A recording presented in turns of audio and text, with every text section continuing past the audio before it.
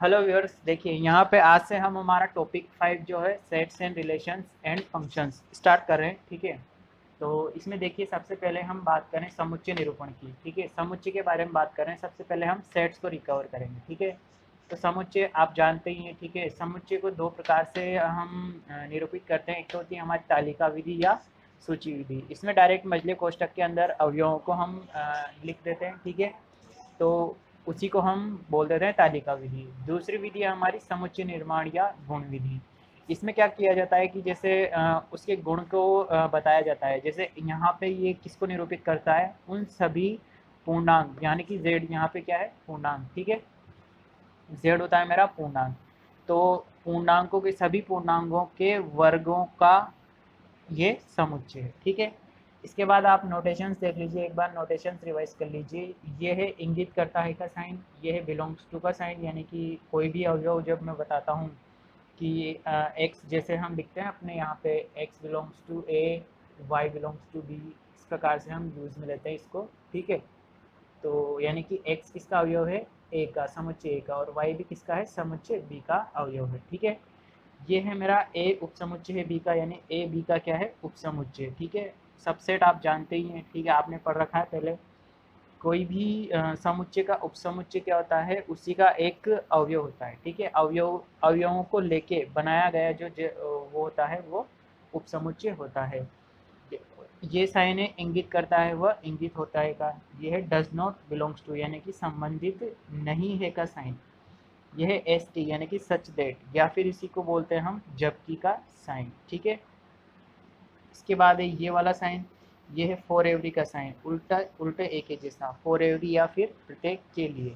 एक अवयव के लिए बोल देते हैं हम, और फिर उसको सभी के लिए जनरलाइज करने के लिए एक साथ बोल दिया जाता है, प्रत्येक के लिए। ठीक है, आई डबल एफ, इफ, यदि दी, यदि दी, या फिर इसको यदि भी बोलते हैं, यदि और केवल यदि, इफ एंड ओनली इफ। ठीक है, यह है ए डिविजर बाय बी, यानी कि ए बी को सॉरी ए डिविजिंग बी। ठीक है, यानी कि ए बी को विभाजित करता है। ठीक है, नेक्स्ट है मेरा यहाँ पे कैपिटल एन, जो कि होता है हमारा क्या, प्राकृत संख्याओं का समुच्चय। कैपिटल जेड पूर्णांकों का समुच्चय। आर क्या होती है मेरी, वास्तविक संख्याओं का समुच्चय। सी होता है मेरा सम्मिश्र संख्याओं का समुच्चय। और कैपिटल क्यू क्या होता है मेरा, परिमेय संख्याओं का समुच्चय।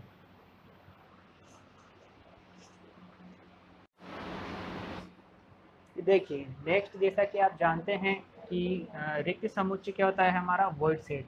वॉइड सेट जिसमें ऐसा समुच्चय जिसमें कोई भी अवयव नहीं है, उसे हम किसे निरूपित करते हैं, फाइव से। ठीक है, जिसमें कोई अवयव नहीं है वो क्या होता है, फाइव वाला सेट। तो एकक समुच्चय, एकक समुच्चय ऐसा समुच्चय होता है जिसमें कितने अवयव होते हैं, जिसमें एक अवयव होते हैं। ठीक है, इसे हम इसे ऐसे रिप्रेजेंट कर देंगे तो इसमें एक अवयव हो जाएगा। इसे या तो पाई से निरूपित करते हैं या इससे निरूपित किया जाता है, खाली मझले कोष्ठक से। ठीक है, वॉइड सेट, रिक्त समुच्चय। एकक समुच्चय ऐसा समुच्चय जिसमें केवल एक अवयव हो, जैसे यहाँ पे मैंने ए अवयव ले लिया, एक अवयव ले लिया। ठीक है, तो इनका समुच्चय क्या होगा मेरा, एकक सेट, एकक समुच्चय या सिंगलटन सेट। ठीक है, इसके बाद आता है मेरा परिमित समुच्चय, या फिर मैं कहूँ फाइनाइट सेट। तो फाइनाइट सेट कौन सा होगा, जिसमें परिमित संख्या में अवयव हो, जैसे कि एक, दो, तीन। यहाँ पे अवयवों की संख्या कितनी है, तीन। ठीक है, इसी प्रकार यदि मैं लूँ ए, बी, सी और डी, तो यहाँ पे कितने अवयव, चार अवयव, यानी कि अवयवों की संख्या क्या है मेरे पास, परिमित है। इसी प्रकार अपरिमित समुच्चय क्या होगा, इनफाइनाइट सेट, यानी कि जिसमें समुच्चय, इसमें अवयवों की संख्या क्या हो, अपरिमित, यानी कि संख्या फिक्स नहीं हो। जैसे एक्स सच दैट, एक्स इस प्रकार है जहाँ पे क्या है, X belongs to capital N, तो ये वाला क्या होगा, अपरिमित हो गया।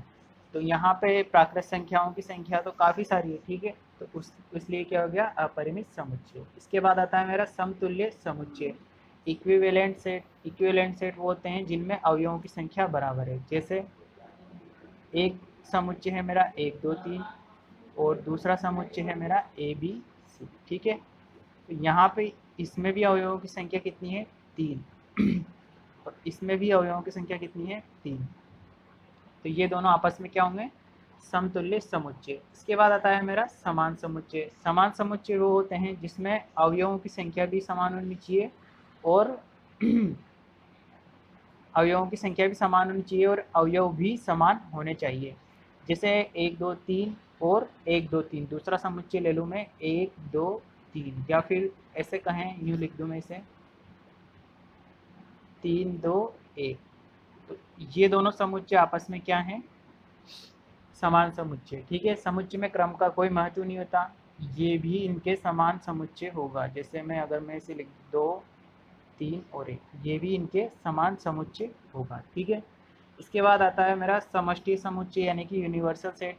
ऐसा समुच्चय जो कि सभी समुच्चयों का पावर सेट होता है। जैसे मान लीजिए अगर मैं पूर्णांकों का समुच्चय लूँ, जैसे वास्तविक संख्याओं का समुच्चय लूँ, अगर वास्तविक संख्याओं का समुच्चय लूँ, ठीक है, तो वास्तविक संख्याओं के समुच्चय में से मैं क्या निकाल सकता हूँ, मैं परिमेय संख्या निकाल सकता हूँ, अपरिमेय निकाल सकता हूँ, ठीक है, पूर्णांक निकाल सकता हूँ, प्राकृत संख्याएं निकाल सकता हूँ। तो ये जो सभी संख्याएं होंगी, इन सब के लिए सुपर सेट क्या होगा, वास्तविक संख्याओं का समुच्चय। और वास्तविक संख्याओं के लिए भी सुपर सेट क्या होगा, सम्मिश्र संख्याओं का समुच्चय। ठीक है, इसके अंदर ये सभी आ जाएंगी। ठीक है, तो जो यूनिवर्सल सेट होता है वो सभी उपसमुच्चयों को अपने अंदर इंक्लूड करता है। ठीक है, इसके बाद घात समुच्चय हो गया, इसके बाद सॉरी घात समुच्चय आ जाएगा मेरा। ठीक है, पावर सेट। पावर सेट क्या होता है मेरा, कि किसी भी समुच्चय के लिए, अगर मैं बात करूं किसी भी समुच्चय के लिए, उसके जितने भी उपसमुच्चय बनाए जा सकते हैं, जितने भी उपसमुच्चय बनाए जा सकते हैं, उन सभी उपसमुच्चयों का अगर मैं एक समुच्चय बनाऊं तो वो क्या होगा मेरा, घात समुच्चय या पावर सेट। जैसे मैंने एक समुच्चय लिया, जैसे 1 और 2, ये क्या है मेरा, एक समुच्चय है। तो इसका पावर सेट, जैसे अगर मैं इसको ए बोलूं, तो पावर ऑफ ए क्या होगा मेरा, तो पावर ऑफ ए हो जाएगा मेरा, इसमें एक अवयव तो आएगा 5, ठीक है, एक अवयव आएगा 1, एक आएगा 2 और एक आएगा 1 और 2। ठीक है, तो ये सभी इसके संभव उपसमुच्चय हो गए। और देखिए सभी संभव उपसमुच्चय की संख्या कितनी होती है मेरी, 2 की पावर n। ठीक है, किसी भी समुच्चय के अवयवों की। जैसे यहाँ पे कितने थे, 2 अवयव थे, तो 2 की पावर 2 कितने हो गए, 4, यानी कि इसके पावर सेट में कितने अवयव होंगे, 4, जो कि है मेरा ये 5 1 2 और 1 2। ठीक है, घात समुच्चय हो गया मेरा। इसके बाद उपसमुच्चय। उपसमुच्चय में 2 प्रकार के हैं, उचित उपसमुच्चय और विषम उपसमुच्चय। किसी भी समुच्चय के जब उपसमुच्चय में लेता हूँ तो फाई, एक तो होता है फाई होगा ही से इसका उपसमुच्चय, ठीक है, फाई, और एक खुद वो समुच्चय, उन दोनों को मैं हटा दूँ, ये बाकी सब क्या होते हैं, इसके उचित उपसमुच्चय। उचित उपसमुच्चय। और ये जो दोनों होंगे ये क्या होंगे, विषम उपसमुच्चय। ठीक है,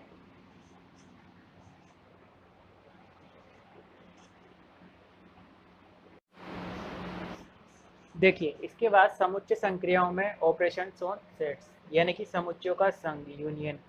जब 2 समुच्चय होते हैं, जैसे मान लीजिए एक समुच्चय है मेरा a बराबर, इसमें अवयव है 1 और 2, और एक समुच्चय है मेरा b, जिसमें अवयव है a और b।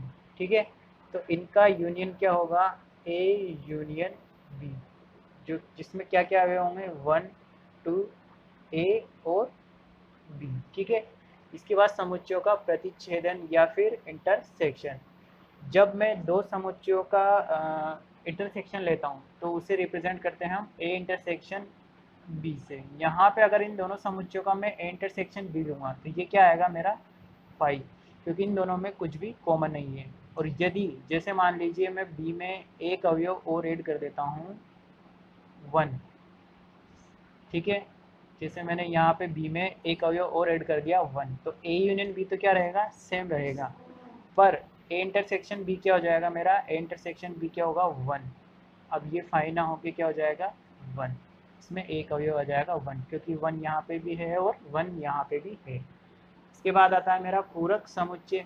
पूरक समुच्चय को ए डैश से निरूपित करते हैं, यानी कि ए के अतिरिक्त जो भी बचेगा और यूनियन में से माइनस करने पर, यानी कि पूरे यूनिवर्सल स्पेस में से माइनस करने पर, यानी कि u माइनस ए क्या होता है मेरा, ए डैश होता है।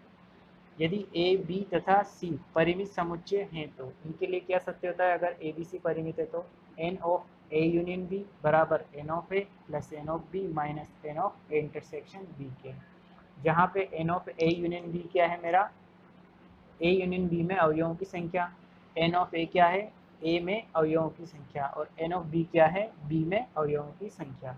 यदि ए व बी पर बी परस्पर क्या है, विसंगत समुच्चय है तो ए इंटरसेक्शन बी क्या होगा उसके लिए 5, और अगर ए इंटरसेक्शन बी 5 हुआ तो N of A union B किसके बराबर होगा, एन ऑफ ए और एन ऑफ बी के बराबर होगा। ये वाला जो डायग्राम था इसको हम क्या बोलते हैं, वेन डायग्राम। वेन डायग्राम को एक बॉक्स से निरूपित करते हैं, ठीक है, इसी को हम यूनिवर्सल स्पेस बोल देते थे, ठीक है। और जैसे अगर मैं यहाँ पे दो समुच्चय लूँ, इसको बोल दूँ मैं समुच्चय ए और ये समुच्चय बी, तो ये वाला पार्ट तो क्या होता है मेरा ए माइनस, अगर मैं सिर्फ इसी वाले पार्ट की बात करूँ, इस वाले पार्ट की,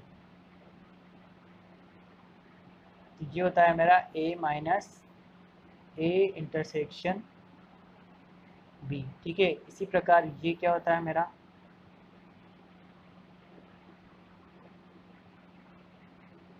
B minus A intersection B, और ये वाला पार्ट क्या होता है मेरा ए इंटरसेक्शन बी।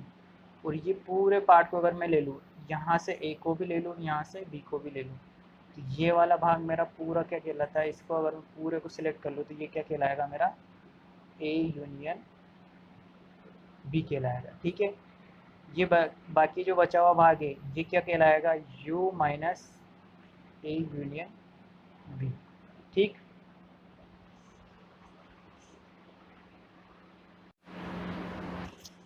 देखिए नेक्स्ट है हमारा यहाँ पे समुच्चयों का कार्तीय गुणन, यानी कि कार्टेशियन प्रोडक्ट ऑफ सेट्स।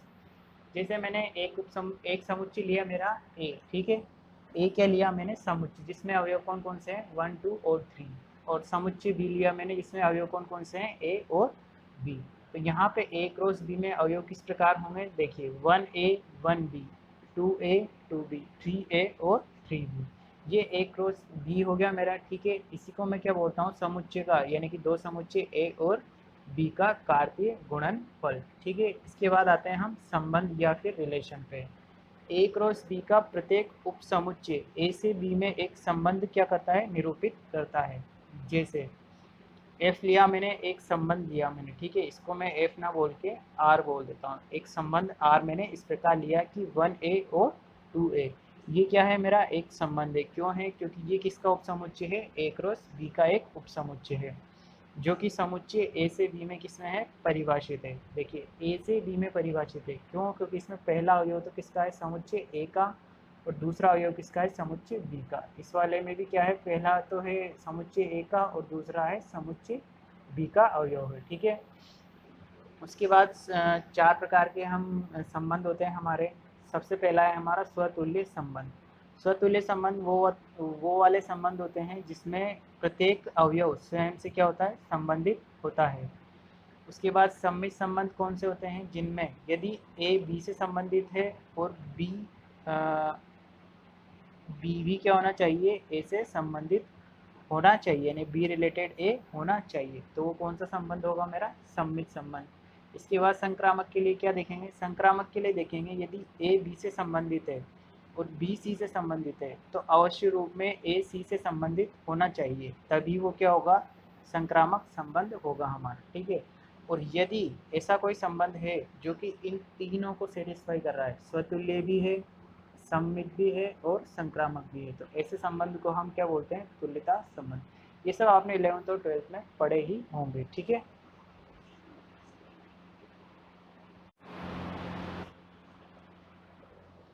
देखिए हम जानते हैं कि देखिए various types of functions, various type यानी कि फंक्शंस के विभिन्न प्रकार। कौन कौन से फंक्शंस के प्रकार देखे हैं हमने। सबसे पहले हम जानते हैं कि बहुपदीय फलन होते हैं। बहुपदीय फलन कैसे होते हैं, पी एन एक्स प्रकार के, ठीक है।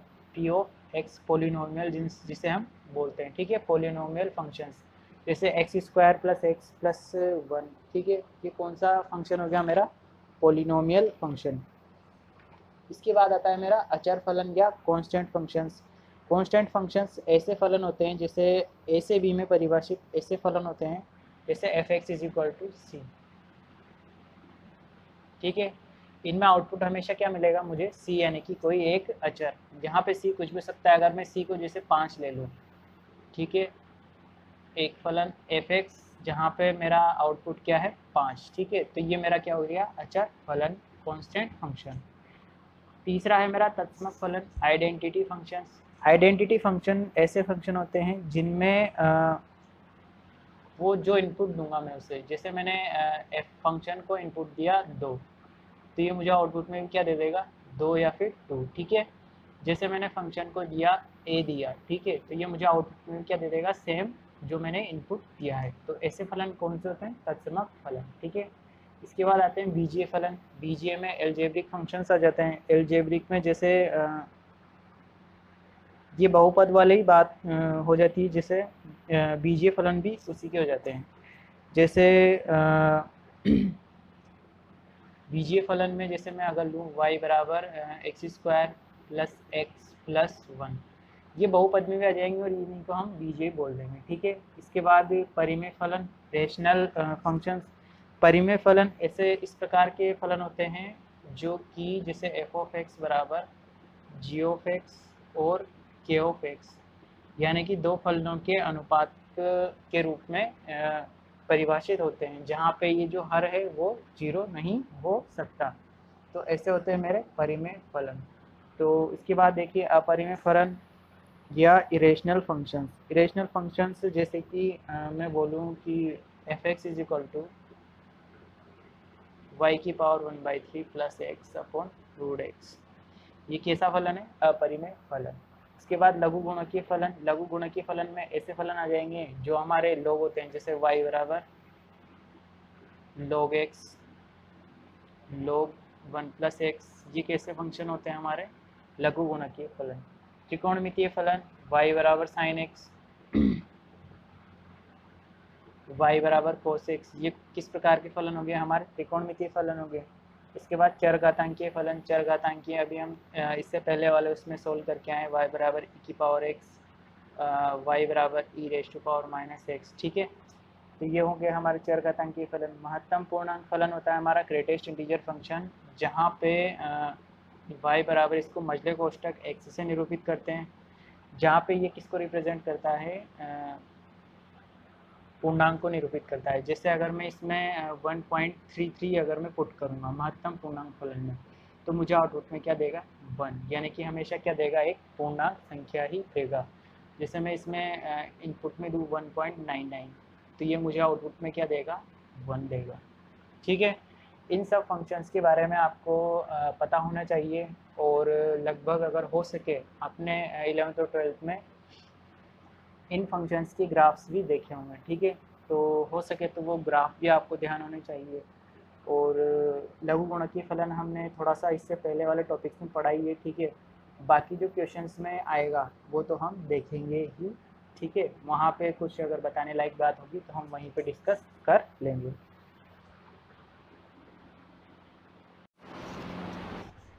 देखिए इसके बाद आते हैं हमारे अंतराल यानी कि इंटरवल्स। इंटरवल्स आपने यूज़ में भी लिए हैं इससे पहले वाले क्वेश्चंस में भी, अभी जो हमने पिछले इसमें देखे हैं।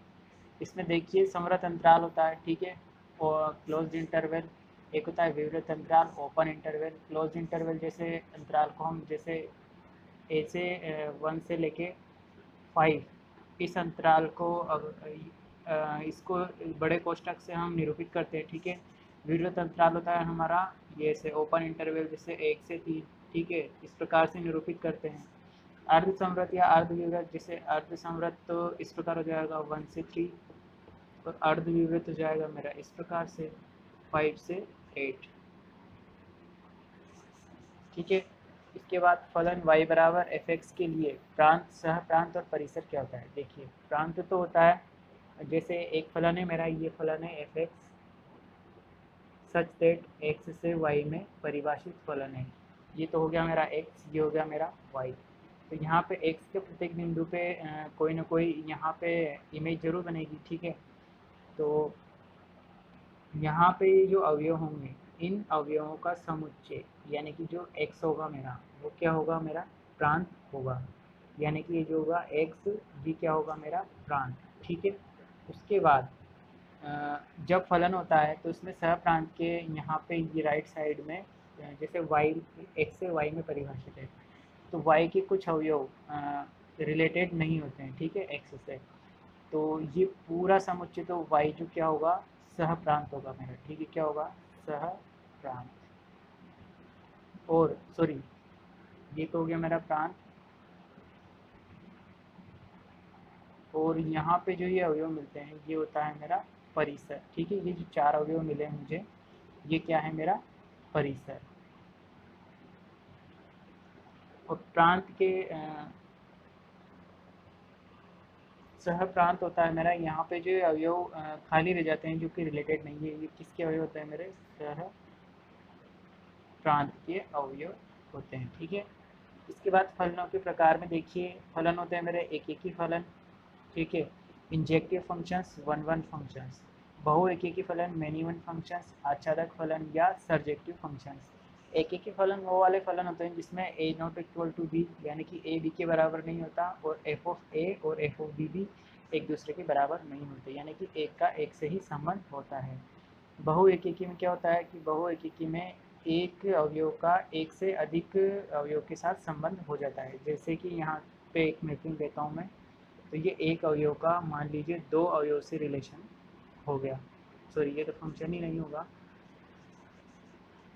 बहु एकेकी में ये होता है कि यहाँ पे दो अवयव का, प्रांत के दो अवयव का परिसर सह प्रांत के एक ही अवयव के साथ संबंध हो, तो ये क्या हो जाता है, मेरा बहु एकेकी संबंध। आच्छादक फंक्शन सर्जेक्टिव क्या होते हैं, आच्छादक फंक्शंस के लिए होता है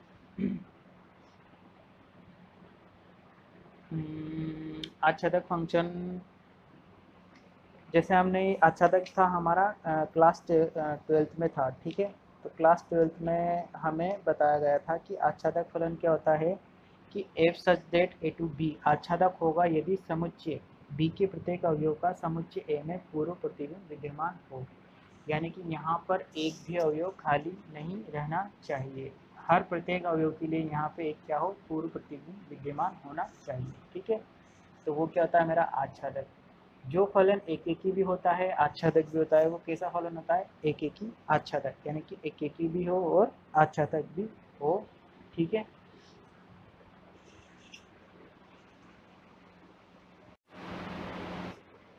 देखिए इसके बाद होते हैं हमारे समफलन। समफलन कौन से वाले फलन होते हैं जिसमें एफ एक्स बराबर एफ ऑफ माइनस एक्स होता है, वो कौन से फलन होते हैं, हमारे समफलन।